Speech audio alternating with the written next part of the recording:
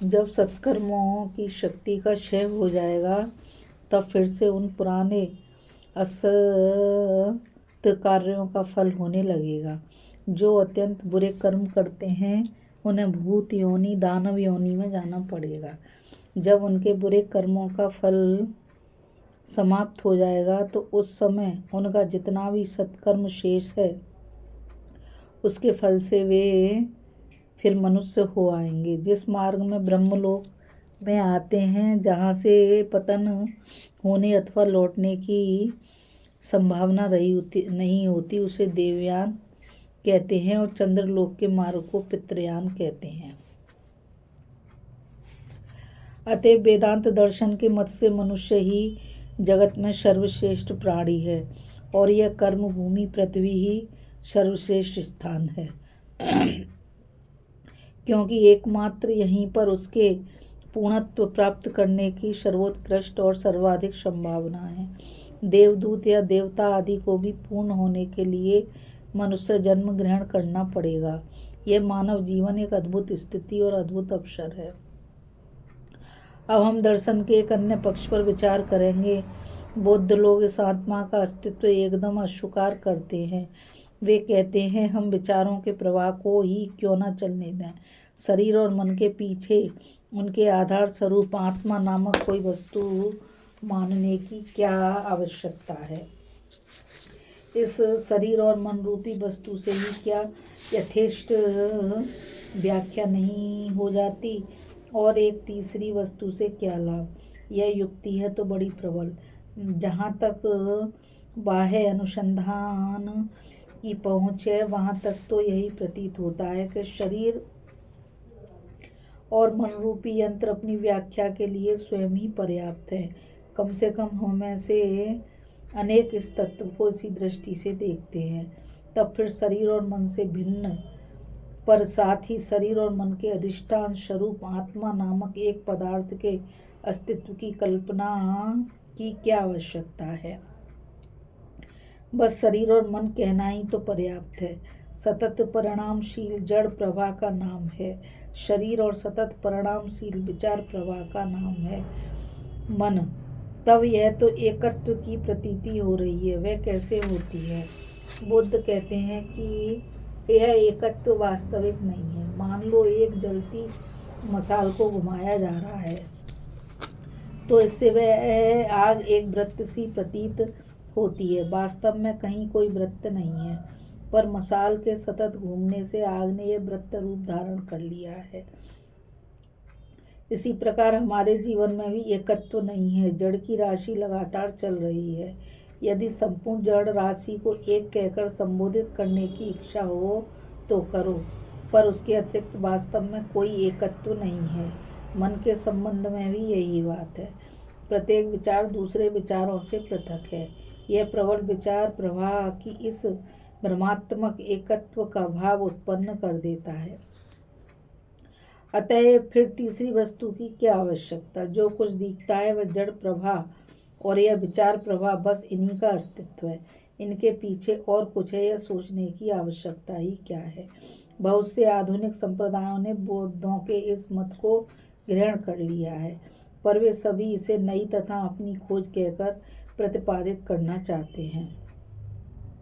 अधिकतर बौद्ध दर्शनों में मुख्य बात यही है कि परिदृश्यमान जगत पर्याप्त है, इसके पीछे और कुछ है या नहीं यह अनुसंधान करने की बिल्कुल आवश्यकता नहीं। यह इंद्रिय गाह्य जगत ही सर्वस्व है। किसी वस्तु को इस जगत को आश्रय रूप में कल्पना करने की आवश्यकता ही क्या है। सब कुछ गुणों का ही संघात है। ऐसे किसी अनुमानित द्रव्य की कल्पना करने की क्या आवश्यकता जिससे वे सगुण आश्रित हो। द्रव्य का ज्ञान आता है केवल गुण राशि के त्वरित स्थान परिवर्तन के कारण, इसलिए नहीं कि कोई अपरिणामी वस्तु वास्तव में उनके पीछे है। हम देखते हैं कि ये युक्तियाँ बड़ी प्रबल हैं और मानव के सामान्य अनुभव को सत्य प्रतीत होती हैं। वास्तव में 1 लाख मनुष्यों में एक व्यक्ति भी इस दृश्य जगत से अतीत किसी वस्तु की धारणा नहीं कर सकता। अधिकांश लोगों के लिए प्रकृति केवल एक परिवर्तनशील की राशि मात्र है। सदा परिवर्तन, परिणाम, चक्रगति, सम्मिश्रण। हमसे बहुत कम लोगों ने ही अपने पीछे स्थित उस स्थिर समुद्र का थोड़ा सा आभास पाया होगा। हमारे लिए तो वह समुद्र तरंगों से आलोड़ित रहता है और जगत हमें तरंगों की चंचल राशि मात्र प्रतीत होता है। इस प्रकार हम दो मत देखते हैं। एक तो यह है कि इस शरीर और मन के पीछे एक स्थिर और अपरिणामी सत्ता है, और दूसरा यह है कि इस जगत में स्थिरता और नित्यता जैसा कुछ भी नहीं, सब कुछ परिवर्तन ही परिवर्तन है। इस मत बेभिन्य का समाधान हमें विचार के अगले सोपान अद्वैत में मिलता है। अद्वैतवादी कहते हैं, द्वैतवादियों की यह बात कि जगत का एक अपरिणामी आधार या पृष्ठभूमि है, सत्य है। किसी अपरिणामी वस्तु की कल्पना किए बिना हम परिणाम की कल्पना नहीं कर सकते। किसी अपेक्षाकृत अल्प परिणामी वस्तु की तुलना में ही किसी वस्तु के परिणाम की बात सोची जा सकती है, और पूर्वोक्त अल्प परिणामी वस्तु भी अपने से कम परिणाम वाली वस्तु की तुलना में अधिक परिणामशील है, और इस प्रकार का क्रम चलता ही रहेगा जब तक हम विवश होकर एक ऐसी वस्तु को स्वीकार न कर लें जिसका कभी परिणाम नहीं होता। यह समस्त व्यक्त जगत प्रपंच निश्चय ही एक अव्यक्त, स्थिर और शांत अवस्था में था, जब वह विरोधी शक्तियों का संतुलन स्वरूप था, अर्थात जब कोई भी शक्ति क्रियाशील नहीं थी, क्योंकि साम्य अवस्था भंग होने पर ही शक्ति क्रियाशील होती है। यह ब्रह्मांड फिर से उसी साम्य अवस्था की प्राप्ति के लिए सदा धावमान है। यदि हमारा किसी विषय के संबंध में निश्चित ज्ञान है तो वह यही है। द्वैतवादी जब कहते हैं कि कोई अपरिणामी वस्तु है, तब वे ठीक ही कहते हैं, पर उनका यह विश्लेषण कि एक अंतर्निहित वस्तु है जो न शरीर है न मन, वरन इन दोनों से पृथक है, भूल है। बौद्ध लोग जो कहते हैं कि समस्त जगत परिणाम प्रवाह मात्र है, तो यह भी पूर्णतया सत्य है, क्योंकि जब तक मैं जगत से पृथक हूँ, जब तक मैं अपने अतिरिक्त और कुछ देखता हूँ, तब तक दृष्टा और दृश्य वस्तु हैं। संक्षेप में, जब एक द्वैत भाव है, यह जगत सदैव परिणामशील ही प्रतीत होगा।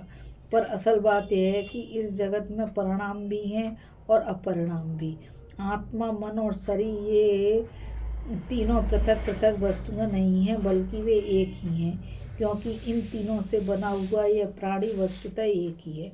एक ही वस्तु कभी देह, कभी मनो, कभी देह और मन से अतीत आत्मा के रूप में प्रतीत होती है, किंतु वह एक ही समय में ये तीनों नहीं होती। जो शरीर को देखते हैं वे मन को नहीं देख पाते, जो मन को देखते हैं वे आत्मा को नहीं देख पाते, और जो आत्मा को देखते हैं उनके लिए शरीर और मन दोनों न जाने कहाँ चले जाते हैं। जो लोग केवल गति देखते हैं वह संपूर्ण स्थिर भाव को नहीं देख पाते, और जो इस संपूर्ण स्थिर भाव को देख पाते हैं उनके लिए गति न जाने कहाँ चली जाती है। रज्जु में सर्प का भ्रम हुआ। जो व्यक्ति रज्जु में सर्प देखता है उसके लिए रज्जु न जाने कहाँ चली जाती है, और जब भ्रांति दूर होने पर वह व्यक्ति रज्जु ही देखता है तो उसके लिए फिर सर्प नहीं रह जाता। तो हमने देखा कि सर्वव्यापी वस्तु एक ही है और वह नाना रूपों में प्रतीत होती है। इसको चाहे आत्मा कहो या अन्य कोई द्रव्य कहो, जगत में एकमात्र इसी का अस्तित्व है। अद्वैतवादियों की भाषा में यह आत्मा ही ब्रह्म है, जो नाम रूप की उपाधि के कारण अनेक प्रतीत हो रहा है। समुद्र की तरंगों की ओर देखो, एक भी तरंग समुद्र से पृथक नहीं है, फिर भी तरंग पृथक क्यों प्रतीत होती हैं? नाम और रूप के कारण तरंग की आकृति और उसे हमने जो तरंग नाम दिया है, बस इन दोनों ने उस समुद्र से पृथक किया है। नाम रूप के नष्ट हो जाने पर वह समुद्र की ही रह जाती है। तरंग और समुद्र के बीच भला कौन भेद कर सकता है? अतएव यह समस्त जगत एक स्वरूप है। जो भी पार्थक्य दिखता है वह सब नाम रूप के ही हैं। कारण, जिस प्रकार सूर्य लाखों जलकणों पर प्रतिबिंबित होकर प्रत्येक जलकण में अपनी एक संपूर्ण प्रतिकृति सृष्टि कर देता है, उसी प्रकार वही एक आत्मा, वही एक सत्ता विभिन्न वस्तुओं में प्रतिबिंबित होकर नाना रूपों में दिखाई पड़ती है, किंतु वास्तव में वह एक ही है। वास्तव में मैं अथवा तुम कुछ नहीं, सब एक ही हैं, चाहे कह लो सभी तुम हो। यह देत ज्ञान बिल्कुल मिथ्या है और सारा जगत इसी देत ज्ञान का फल है।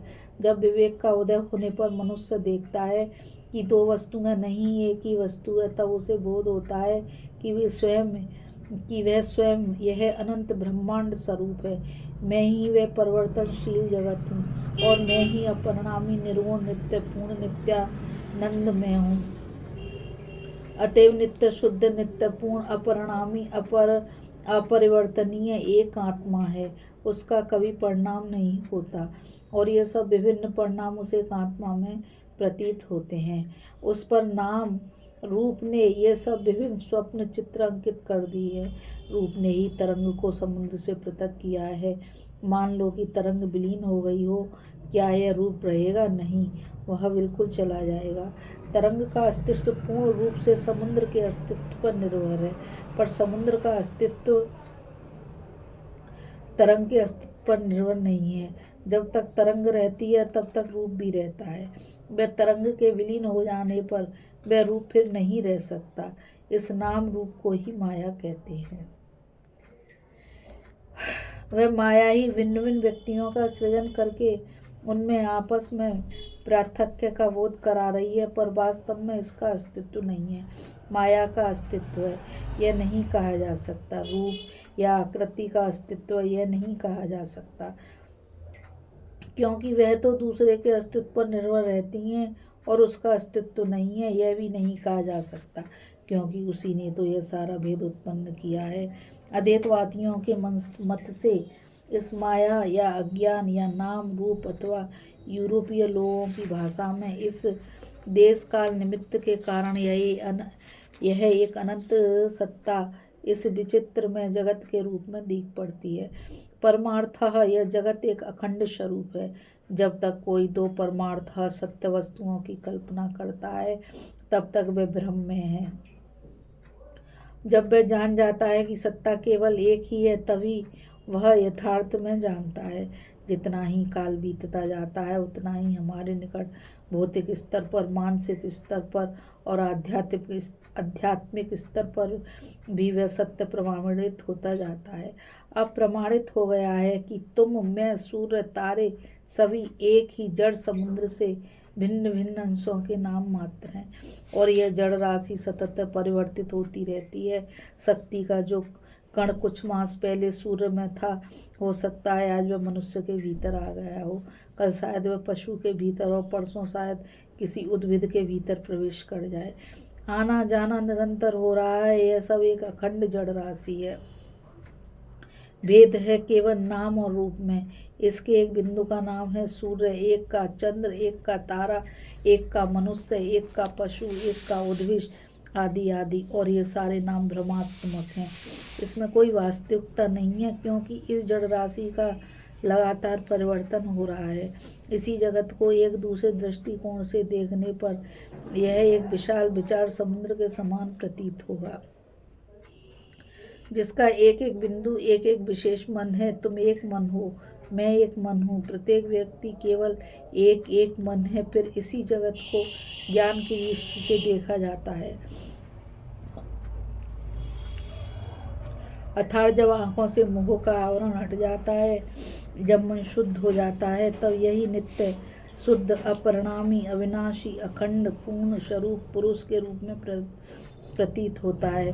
तब फिर द्वैतवादियों के परलोकवाद का मनुष्य मरने के बाद स्वर्ग जाता है अथवा अमुक लोक में जाता है और बुरा आदमी भूत हो जाता है, उसके बाद पशु होता है, आदि बातों का क्या होता है? अद्वैतवाद कहते हैं ना कोई आता है ना कोई जाता है। तुम्हारे लिए आना जाना किस प्रकार संभव है? तुम तो अनंत स्वरूप हो, तुम्हें जाने के लिए स्थान कहाँ? किसी स्कूल के छोटे बच्चे की परीक्षा हो रही थी। परीक्षक उन छोटे छोटे बच्चों से कठिन प्रश्न कर रहे थे। उन प्रश्नों में एक प्रश्न यह भी था, पृथ्वी गिरती क्यों नहीं?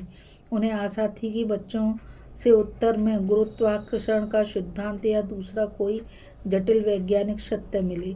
अनेक बालक इस प्रश्न को समझ ना सके और अपनी अपनी समझ से उल्टे सीधे उत्तर देने लगे।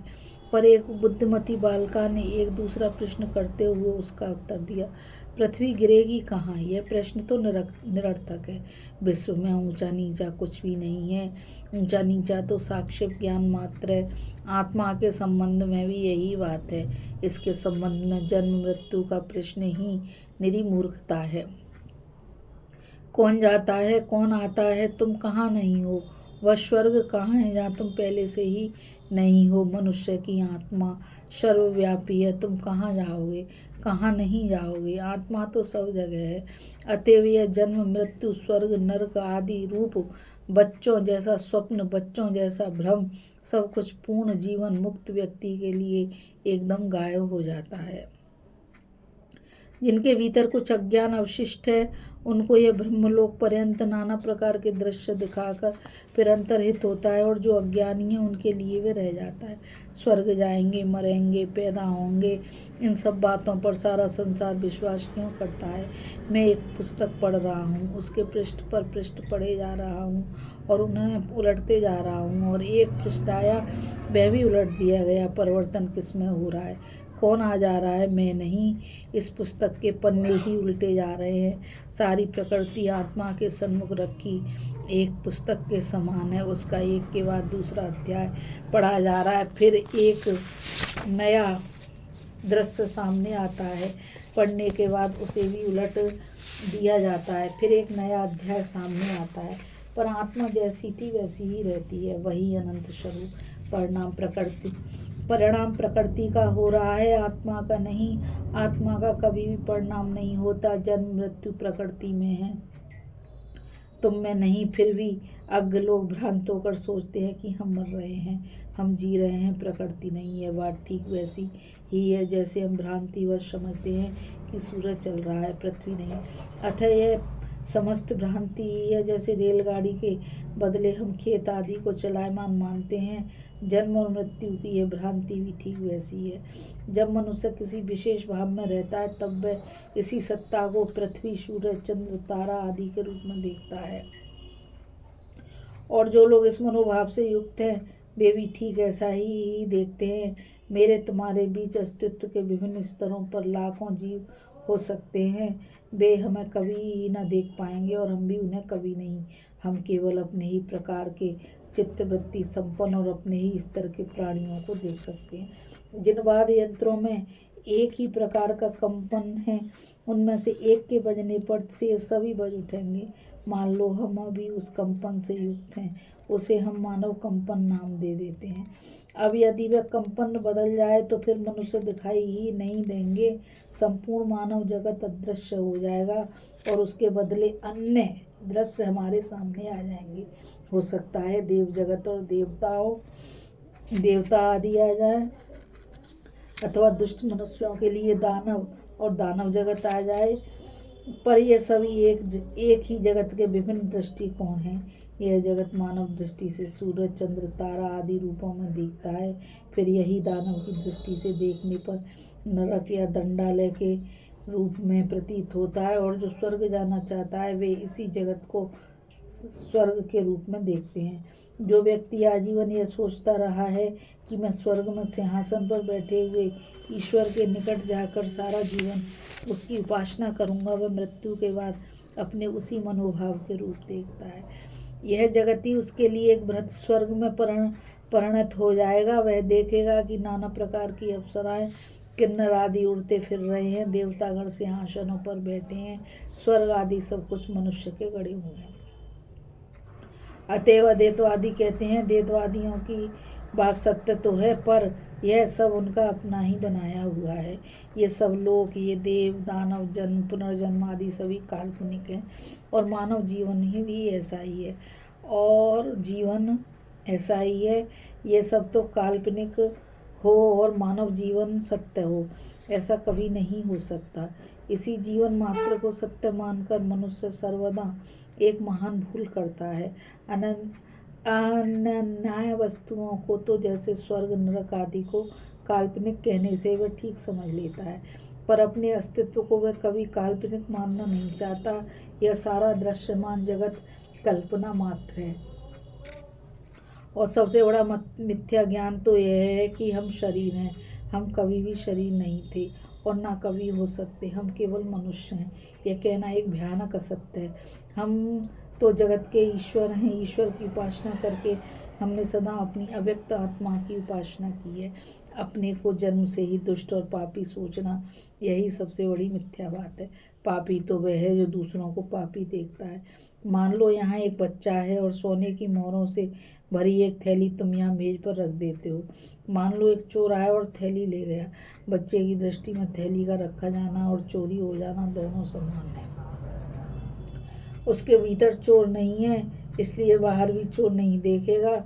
पापी और दुष्ट मनुष्य को ही बाहर में पाप दिखता है, साधु पुरुष को नहीं। अत्यंत असाधु व्यक्ति इस जगत को नरक के रूप में देखते हैं। मध्यम श्रेणी के लोग इसे स्वर्ग के रूप में देखते हैं और जो पूर्ण सिद्ध पुरुष हैं वो इसे साक्षात भगवान के रूप में देखते हैं। बस सभी के नेत्रों पर से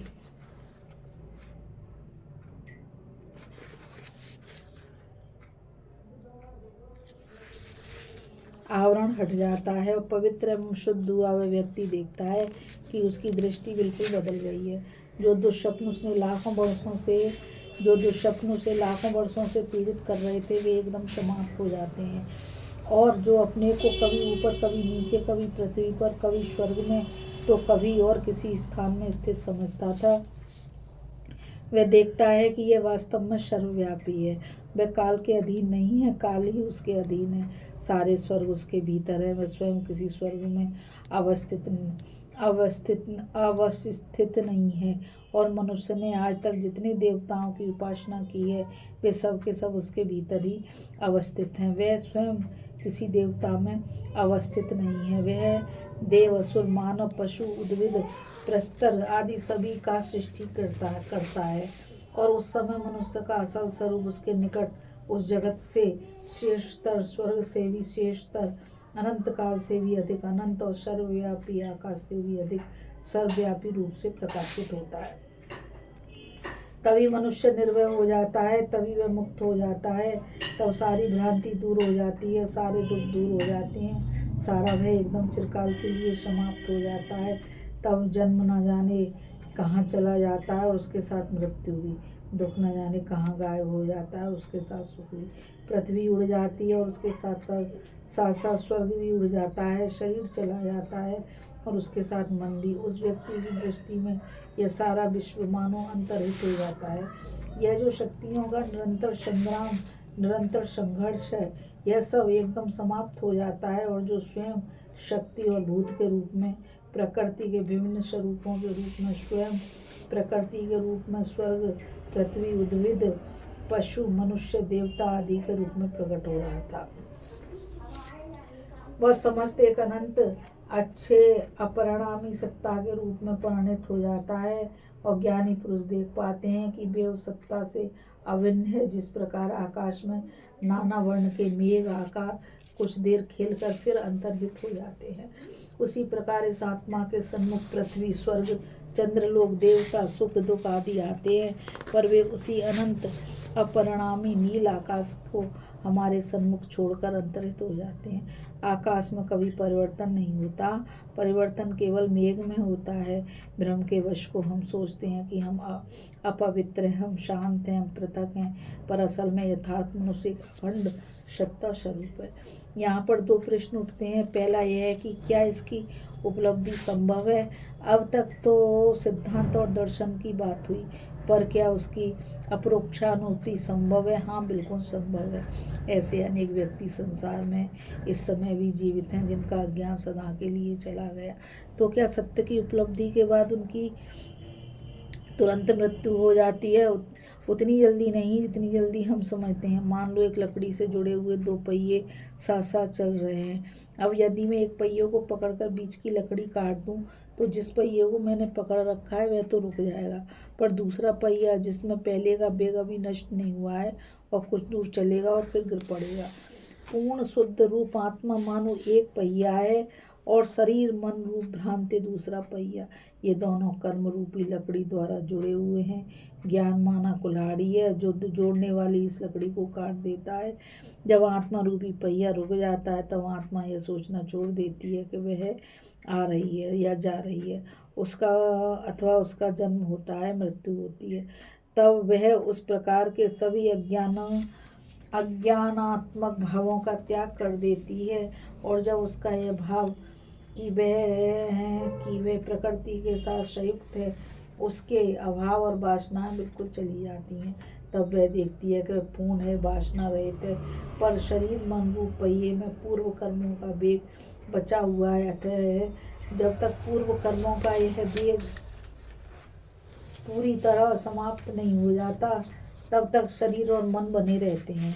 यह वेग समाप्त हो जाने पर इनका भी नाश हो जाता है और तब आत्मा मुक्त हो जाती है। तब फिर स्वर्ग लोक जाना या स्वर्ग से पृथ्वी पर लौटना, यहाँ तक कि ब्रह्म लोक जाना भी समाप्त हो जाता है, क्योंकि आत्मा भला कहाँ से आएगी और कहाँ जाएगी।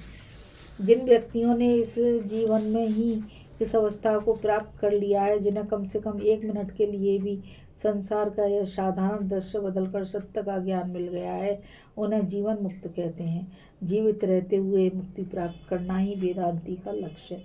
एक बार मैं पश्चिमी भारत में सागर के तटवर्ती मरुस्थल में भ्रमण कर रहा था। बहुत दिन तक निरंतर पैदल भ्रमण करता रहा, किंतु प्रतिदिन यह देखकर मुझे महान आश्चर्य होता कि चारों ओर सुंदर सुंदर झीलें हैं। वे चारों ओर वृक्षों से घिरी हैं और वृक्षों की परछाई जल में पड़ रही है। मैं अपने मन से कहने लगा, कैसे अद्भुत दृश्य हैं, और लोग इसे रेगिस्तान कहते हैं। 1 मास तक मैं वहाँ घूमता रहा और प्रतिदिन मुझे सुंदर दृश्य दिखाई देते रहे। एक दिन मुझे बड़ी प्यास लगी। मैंने सोचा कि चलूं वहाँ एक झील पर जाकर प्यास बुझा लूँ। बातें मैं इन सुंदर निर्मल झीलों में से एक की ओर अग्रसर हुआ। जैसे ही मैं आगे बढ़ा कि वह सब दृश्य न जाने कहाँ लुप्त हो गया, और तब मेरे मन में एकदम यह ज्ञान हुआ कि जीवन भर जिस मरीचिका की बात पुस्तकों में पढ़ता रहा यह तो वही मरीचिका है। और उसके साथ साथ यह ज्ञान भी हुआ कि पिछले मास प्रतिदिन मैं मरीचिका ही देखता रहा, पर कभी जान ना पाया कि यह मरीचिका है। दूसरे दिन मैंने पुनः चलना आरंभ किया। फिर से वही सुंदर दृश्य दिखने लगे, पर अब साथ साथ में ज्ञान भी रहने लगा कि यह सचमुच ही झील नहीं है, यह मरीचिका है। बस इस जगत के संबंध में भी ठीक यही बात है कि हम प्रतिदिन, प्रतिमास, प्रतिवर्ष इस जगत रूपी मरुस्थल में भ्रमण कर रहे हैं, पर मरीचिका को मरीचिका नहीं समझ पा रहे। एक दिन यह मरीचिका दृश्य हो जाएगी, पर वह फिर से आ जाएगी। शरीर को पूर्व कर्मों के अधीन रहना पड़ता है, अतः यह मरीचिका फिर से लौट आएगी। जब तक हम कर्म से बंधे हुए हैं तब तक जगत हमारे सम्मुख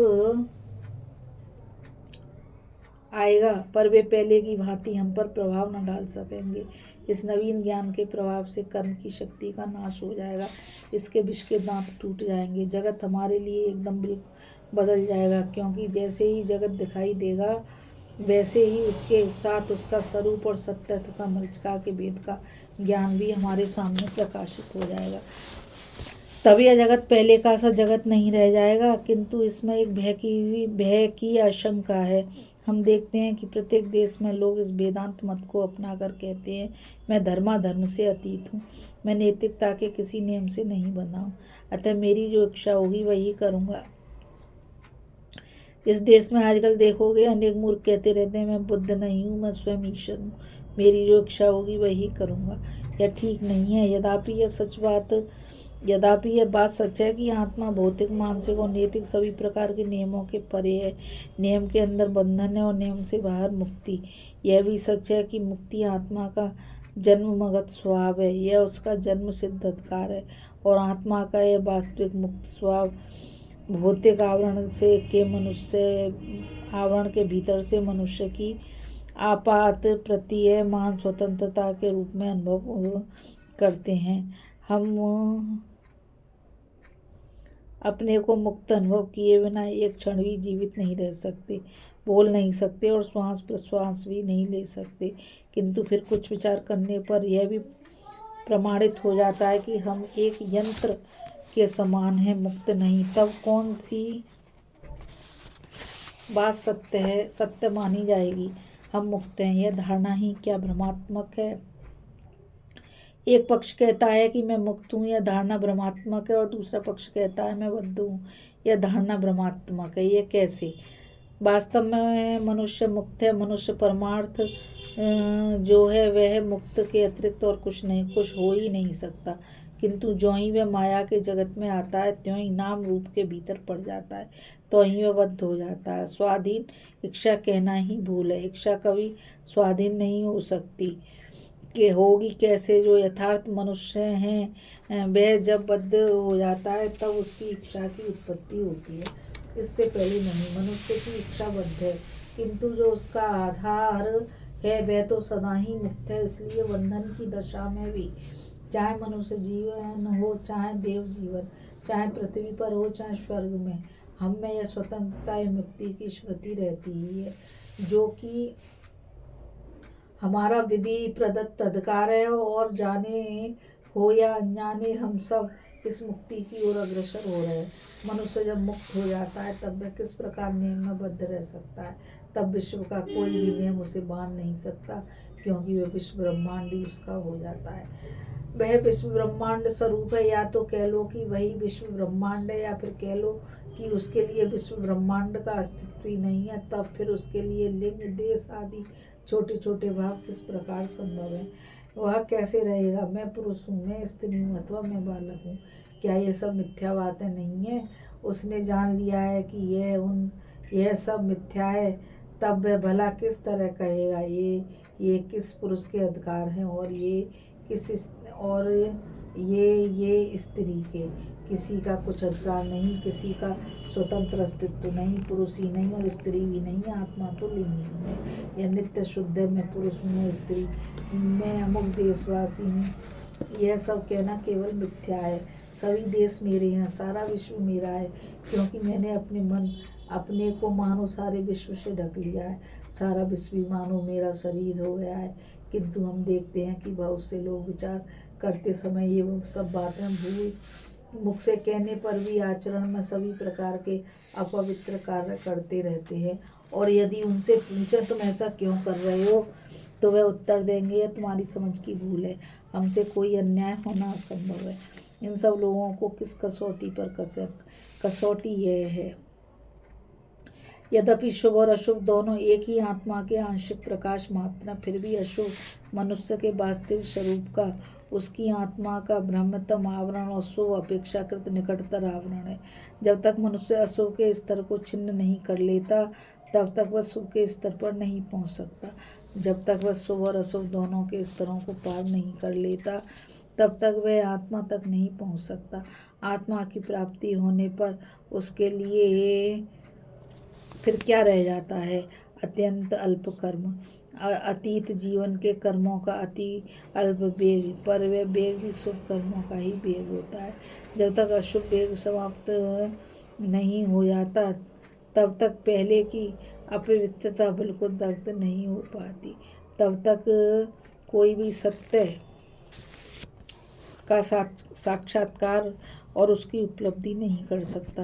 अतएव जिन लोगों ने आत्मा को प्राप्त कर लिया है, जिन्होंने सत्य का साक्षात्कार कर लिया है, उनके अतीत जीवन के शुभ संस्कार शुभ वेगी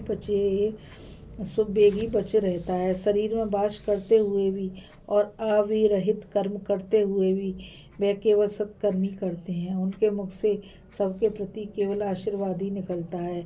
उनके हाथ केवल सत्कार्य ही करते हैं। उनका मन सदैव सच्चिदानंद केवल सच्चिंतन ही कर सकता है। उनकी उपस्थिति ही, चाहे वे कहीं भी रहें, सर्वत्र मानव जाति के लिए महान आशीर्वाद होती है। वे स्वयं सजीव आशीर्वाद स्वरूप हो जाते हैं। यदि वे कुछ भी न बोलें तो भी उनका होना मात्र मानवता के लिए एक आशीष स्वरूप है। ऐसा व्यक्ति अपनी उपस्थिति मात्र से घोर दुरात्मा को भी संत बना देता है। इस प्रकार के व्यक्ति के द्वारा क्या बुरा कार्य संभव है? याद रखो, प्रत्यक्षानुभूति और केवल मुख से कहने में आकाश पाताल का अंतर है। अज्ञान व्यक्ति भी नाना प्रकार के ज्ञान की बातें कहता है। तोता भी इस तरह बक लेता है। मुँह से कहना एक बात है और अनुभव करना दूसरी बात। दर्शन, मतामत, विचार, शास्त्र, मंदिर, संप्रदाय आदि अपने अपने स्थान पर ठीक हैं, पर प्रत्यक्षानुभूति होने पर ये सब पीछे छूट जाते हैं। जैसे नक्शा अच्छी चीज़ है, पर नक्शे में अंकित देश को स्वयं देखकर आने के बाद यदि उस नक्शे को फिर से देखो तो कितना अंतर दिखाई पड़ेगा। अतएव जिन्होंने सत्य को प्रत्यक्ष कर लिया है, उन्हें फिर सत्य को समझने के लिए न्याय, युक्ति, तर्क, वितर्क आदि बौद्धिक व्यायामों की आवश्यकता नहीं रह जाती। उनके लिए तो सत्य का जीवन प्रत्यक्ष से भी प्रत्यक्ष हो जाता है। वेदांतियों की भाषा में वह मानो उनके लिए करामलकवत हो गया है। प्रत्यक्ष उपलब्धि करने वाले लोग निसंकोच भाव से कहते हैं, यही आत्मा है। तुम उनके साथ कितना भी तर्क क्यों ना करो, वे तुम्हारी बात पर केवल हंसेंगे। वे उसे बच्चे की अंड वंड बकवासी समझेंगे और उन्हें बकने देंगे। उन्होंने सत्य का साक्षात्कार किया और पूर्ण हो गए। मान लो तुम एक देश देख कर आए और कोई व्यक्ति तुम्हारे पास आकर यह तर्क करने लगा कि उस देश का कहीं अस्तित्व ही नहीं है। वह फिर कितना ही तर्क क्यों ना करे, पर उसके प्रति तुम्हारा भाव यही रहेगा कि यह पागल खाने में भेज देने लायक है। इसी प्रकार जो धर्म की प्रत्यक्ष उपलब्धि कर चुके हैं, वे कहते हैं जगत में धर्म संबंधी जो बातें सुनी जाती हैं, वे सब केवल बच्चों की सी बातें हैं।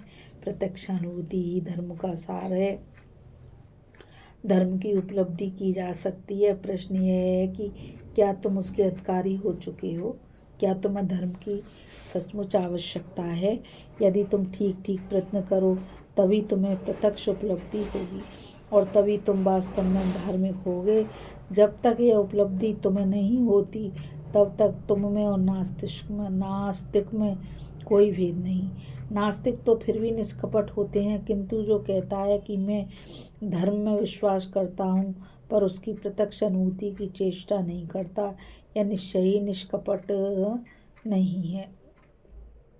दूसरा प्रश्न यह है कि उपलब्धि के बाद क्या होता है। मान लो कि हमने जगत का यह भाव कि हम ही एकमात्र अनंत पुरुष हैं उपलब्ध कर लिया। मान लो हमने जान लिया कि एकमात्र आत्मा ही विद्यमान है और यही विभिन्न रूपों से प्रकाशित हो रही है। तो अब प्रश्न यह है कि इस प्रकार जान लेने से हमारा क्या हुआ? तब क्या हम निश्चेष्ट हो एक कोने में बैठकर मर जाएं? इससे जगत का क्या उपकार होगा? वही प्राचीन प्रश्न फिर से घूम फिर कर आता है। पहले तो इससे जगत का उपकार क्यों? मैं इसका कारण जानना चाहता हूँ। लोगों का ये प्रश्न करने का अधिकार ही क्या है कि इससे जगत का क्या भला होगा? ऐसा पूछने का अर्थ क्या? छोटे छोटे बच्चे मिठाई पसंद करते हैं। मान लो तुम विद्युत के बारे में कुछ खोज रहे हो और बच्चा तुमसे पूछता है इससे क्या मिठाई मिलेगी? तुम कहते हो नहीं, तो वह क्या उठता है? तो फिर इससे क्या लाभ? किसी को तत्व ज्ञान के अनुसंधान में रत देखकर लोग ठीक उसी प्रकार पूछते हैं, इससे जगत का क्या उपकार होगा? क्या इससे हमें रुपया मिलेगा? नहीं, तो फिर इससे क्या लाभ? लोग उपकार का अर्थ बस इतना ही समझते हैं। तो भी धर्म की इस प्रत्यक्ष अनुभूति से जगत का पूरा उपकार होता है।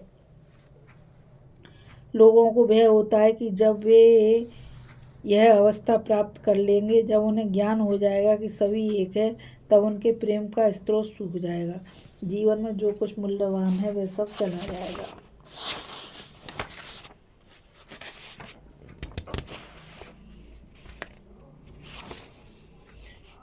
इस जीवन में और पर जीवन में जो कुछ उन्हें प्रिय था उससे कुछ भी ना बचा रहेगा। पर लोग यह बात एक बार भी नहीं सोच देखते कि जो व्यक्ति अपने सुख की चिंता की ओर से उदासीन हो गए हैं, वे ही जगत में सर्वश्रेष्ठ कर्मी हुए हैं। मनुष्य तभी वास्तव में प्रेम करता है जब वह देखता है कि उसके प्रेम का पात्र कोई क्षुद्र मात्र जीवन नहीं है। मनुष्य तभी वास्तविक प्रेम कर सकता है जब वह देखता है कि उसके प्रेम का पात्र एक मिट्टी का ढेला नहीं है, किंतु स्वयं भगवान है। पत्नी पति से अधिक प्रेम करेगी यदि वह समझेगी कि पति साक्षात ब्रह्म स्वरूप है। पति भी पत्नी से अधिक प्रेम करेगा यदि वह जानेगा कि पत्नी स्वयं ब्रह्म स्वरूप है। वे माताएं संतान से अधिक स्नेह करेंगी जो संतान को ब्रह्म स्वरूप देखेंगी। वे ही लोग अपने महान शत्रुओं के प्रति भी प्रेम भाव रख सकेंगे जो जानेंगे कि शत्रु साक्षात ब्रह्म स्वरूप है। वे ही लोग पवित्र व्यक्तियों से प्रेम करेंगे जो समझेंगे कि पवित्र व्यक्ति साक्षात ब्रह्म स्वरूप है। वे ही लोग अत्यंत अपवित्र व्यक्तियों से प्रेम करेंगे जो यह जान लेंगे कि इन महादुष्टों के पीछे वे ही प्रभु विराजमान हैं, जिनका शुद्ध अहम एकदम मर चुका है और उसके स्थान पर ईश्वर ने अधिकार जमा लिया है। वे ही लोग जगत को अपने इशारे पर चला सकते हैं। उनके लिए सारा जगत दूसरा ही रूप धारण कर लेता है। दुख कर अथवा कलेश कर जो कुछ भी है वह सब उनकी दृष्टि से लुप्त हो जाता है। सभी प्रकार के द्वंद्व और संघर्ष समाप्त हो जाते हैं।